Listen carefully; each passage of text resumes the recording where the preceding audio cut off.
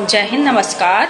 आज हम लोगों ने ये न्यूज़ तो देखी होगी, माननीय प्रधानमंत्री जी द्वारा आज राजस्थान के अजमेर में सर्वाइकल वैक्सीनेशन के लिए HPV जो ह्यूमन पैपिलोमा वायरस होता है उसकी वैक्सीनेशन की शुरुआत करी गई है, जो कि ये हमारी 14 साल की बच्चियों को लगेगा। ये जो HPV वैक्सीनेशन होता है ये सर्वाइकल कैंसर के लिए प्रोटेक्शन के लिए होता है, जो हमारी बढ़ती उम्र में या फिर जो आफ्टर मैरिज या किसी भी टाइम पे हमें या सर्वाइकल कैंसर हो जाता है उसका कारण होता है, जिससे कि हमारे प्रोटेक्शन में बहुत ही ज़्यादा प्रोटेक्शन करेगा, सर्वाइकल कैंसर से बचाव करेगा।